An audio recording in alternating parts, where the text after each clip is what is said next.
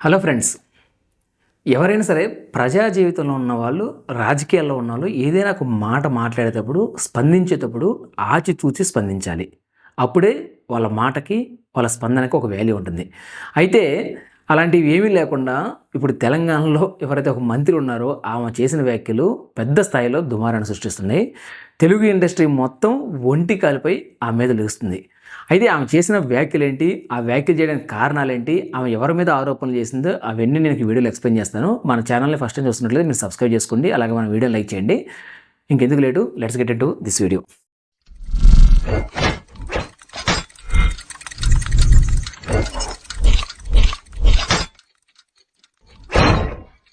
నేను చెప్పింది ఎవరి గురించంటే తెలంగాణ అటవీశాఖ మంత్రి కొండా సురేఖ గురించి చెప్పాను. ఆమె కొన్ని సంచలన వ్యాఖ్యలు చేసింది ఒక మీడియాతో మాట్లాడుతూ.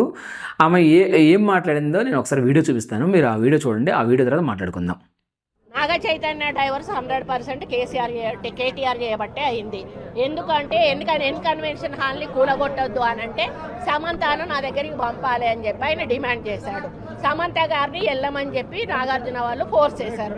సమంత నేను వెళ్ళను అనింది. వెళ్ళను అంటే వాళ్ళు చెప్తే వింటే విను, లేకపోతే వెళ్ళిపోండి, డైవర్స్ ఇచ్చారు. వీడియో చూసారు కదా. సో ఆ మాట్లాడిన సందర్భం ఏంటంటే, ఆమె కొంతమంది మీడియా వాళ్ళు ఆమెను అడిగినప్పుడు కేటీఆర్ని విమర్శించే కార్యక్రమంలో ఆమె అన్న మాట ఏంటంటే, కేటీఆర్ చాలామంది హీరోయిన్లు వాడుకున్నాడు, చాలామంది హీరోయిన్ల జీవితాల్లో ఆయన మంట పెట్టాడు, చాలామంది హీరోయిన్ల జీవితాలని ఆయన నాశనం చేశాడు.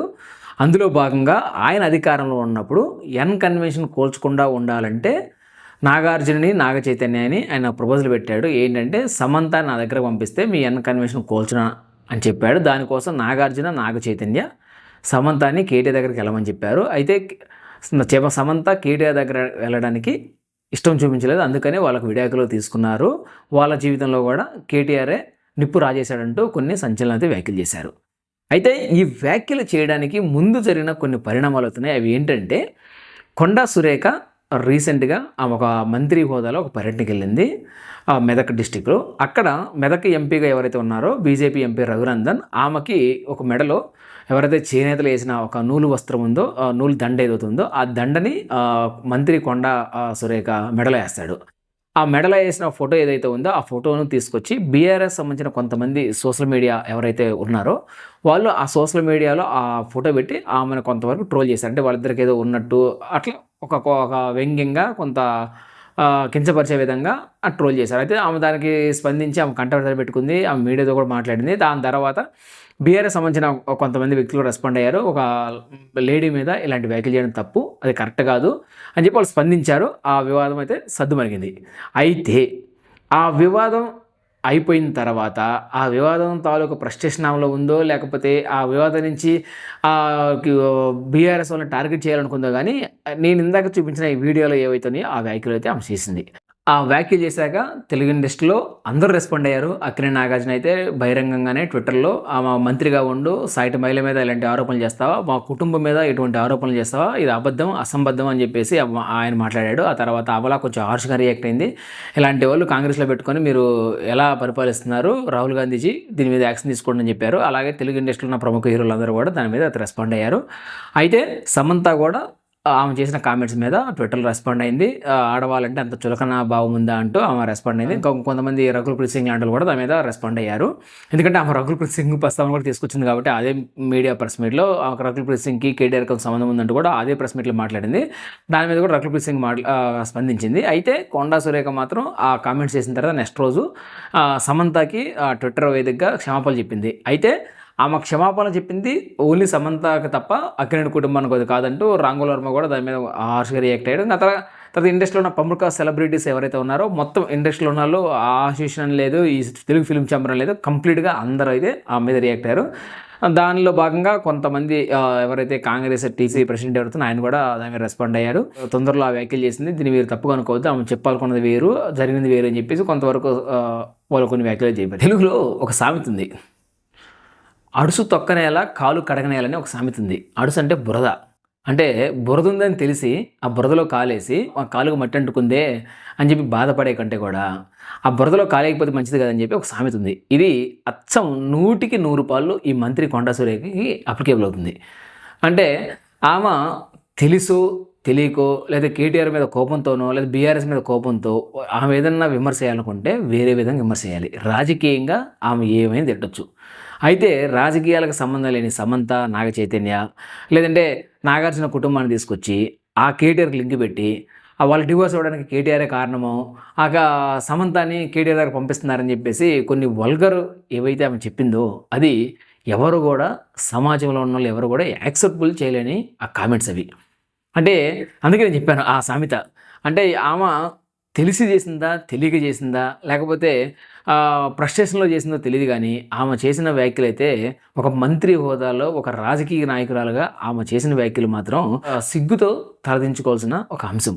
మనం ఏదైనా సరే ఆరోపణలు చేసేటప్పుడు ఆరోపణలకి సరైన ఆధారాలు ఉన్నాయా, దానికి ఒక బేస్ ఉందా, ఆ బేసు కాంక్రీట్ ఎవిడెన్స్ ఉన్నప్పుడే మనం అలాంటి ఆరోపణలు చేయాలి.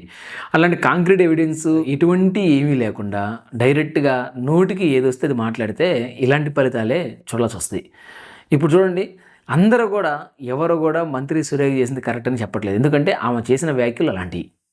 అంటే ఆ ఆడవాళ్ళ మీద ఏదైనా వ్యాఖ్య చేసేటప్పుడు 1కి 10 సార్లు మనం ఆలోచిస్తాం, ఎందుకంటే అది కరెక్టా కాదని. అయితే ఏమేం మహిళ, ఏమేం మంత్రి, కానీ ఏమాత్రం ఎటువంటి ఆలోచించకుండా నిరాధారంగా మనం రెగ్యులర్గా మనం బయట మాట్లాడుకునే మాటలు ఏ ఉంటాయి చూసా, అలాంటి మాటలతో ఒక మంత్రి స్థాయిలో వ్యక్తి అంత మీడియా ముందు అలాంటి వ్యాఖ్యలు చేస్తే ఏమనుకోవాలి? అసలు ఇది మన రాజకీయ నాయకులు అనాలనా? చాలామంది అనుకోవచ్చు, ఆ ఇండస్ట్రీలో ఉన్న బతుకులే బాగుంటాయా, వాళ్ళు ఎన్ని పనులు చేస్తారో, వాళ్ళు ఎంతమంది మారుస్తారో అనుకోవచ్చు. కానీ అవి ఏమీ మనకు తెలియదు కదా, మనం చూడలేదు కదా. మన కళ్ళతో చూసి మనకున్న ఎవిడెన్స్ ప్రకారం మాట్లాడితే ఒక అర్థం ఉంటుంది. వాళ్ళ జీవితాలు వాళ్ళు ఎలా ఉంటాయి ఏంటనేది మనకు తెలియదు. అంటిల్ అన్లెస్ మనం వాళ్ళ దగ్గర నుంచి కనిపెట్టి వాళ్ళు ఇలా తప్పు చేశారని తెలిస్తేనే మనం మాట్లాడాలి. అంతేగాని మన నోటికి వచ్చింది మాట్లాడేస్తే ఇప్పుడు చూడండి ఇలాంటి పరిణామాలు ఉంటాయి. దీని మీద నాగార్జున అయితే నాంపల్లి క్రిమినల్ కోర్టులో కేసు కూడా ఫైల్ చేశాడు. ఏం మీద డిఫర్మేషన్ కేసు వేశాడు, పరువు నష్ట కేసు వేశాడు. అయితే దీని మీద ఇంకా కాంగ్రెస్ నుంచి అంటే పెద్ద స్థాయిలో సీఎం నుంచి కానీ లేదంటే పెద్ద పెద్ద వ్యక్తుల నుంచి అయితే ఇంకా రెస్పాన్స్ రాలేదు. ఓన్లీ టీపీపీసీ ప్రెసిడెంట్ ఎవరైతే ఉన్నాడో ఆయన మాత్రమే రెస్పాండ్ అయ్యాడు, మిగతా ఎవరు రెస్పాండ్ అవ్వలేదు. అయితే ఇలాంటి వ్యాఖ్యలు చేసి ఎవరైనా సరే, ఏ రాజకీయ నాయకుడైనా సరే, ఎవరైనా సరే ఆ వ్యాఖ్యలు వెనక నిజం ఉందా లేదా అని 1కి 2 సార్లు క్రాస్ వెరిఫై చేసి స్పందించాలి. ఈ మధ్య మనకు తెలుసు, ఆంధ్రాలో కూడా ఒక లడ్డులో జంతువుల అవశేషాలు ఉన్నాయన్నట్టు యానిమల్ ఫ్యాట్స్ కలిపారంటూ పెద్ద స్థాయిలో ఒక దుమారాన్ని సృష్టించింది. అయితే ఆ తర్వాత దానికి దిద్దుబాటు చర్యలు చేపట్టారు. తర్వాత కొంతమంది కలిపారని, కలపలేదని, కల్తీ జరగలేదని ఆ వ్యాఖ్యలు చేసిన తర్వాత ఆ వ్యాఖ్యల వల్ల బాధపడ్డ సమాజం ఎంత మనకు తెలుసు. అంటే ఎంతమంది హిందువుల మనోభావాలు దెబ్బతిన్నా తెలుసు. అంటే ఎవరైనా సరే, అది లేడీస్ మీద అయినా సరే, మతానికి సంబంధించిన అంశమైనా సరే, సెన్సిటివ్ మ్యాటర్లో స్పందించేటప్పుడు 1కి 10 సార్లు ఆలోచించి దాని మీద స్పందన తెలియాలి. అప్పుడే ఆ స్పందనకు ఒక వాల్యూ ఉంటుంది. ఏది పడితే అది నోటికి వచ్చింది కదా అని మాట్లాడేస్తే ఇలాంటి పరిణామాలే, ఇలాంటి రియాక్షనే ఇండస్ట్రీ నుంచి కానీ లేదంటే జనాల నుంచి కానీ మనం ఫేస్ చేయాల్సి వస్తుంది. ఇక మీదటైనా సరే ఇలాంటి వ్యాఖ్యలు చేసే ముందు ఎవరైనా సరే ఒకసారి ఆలోచించుకొని అది నిజమా కాదని తెలుసుకొని ఆ వ్యాఖ్యలు చేస్తే వాళ్ళకి ఒక వాల్యూ ఉంటుంది, రాజకీయాల్లో కొంత హుందాతనం ఉంటుంది. చూసారు కదా ఈ వీడియోని. కొండ సురేఖ చేసిన ఈ వ్యాఖ్యలు ఏవైతే ఉన్నాయో ఆ వ్యాఖ్యల పట్ల మీ అభిప్రాయాన్ని కూడా కింద కామెంట్ రూపంలో తెలియజేయండి. అలాగే మీరు కానీ మా ఛానల్ ఫస్ట్ టైం చూస్తున్నట్లయితే Mr.R Connects అని యూట్యూబ్ ఛానల్ లైక్ చేయండి, షేర్ చేయండి, సబ్స్క్రైబ్ చేసుకోండి. అలాగే పక్కన ఉన్న బెల్ బటన్ మీద క్లిక్ చేసి మా నోటిఫికేషన్ పొందండి. మరో ఇంట్రెస్టింగ్ వీడియోతో మళ్ళీ కలుద్దాం.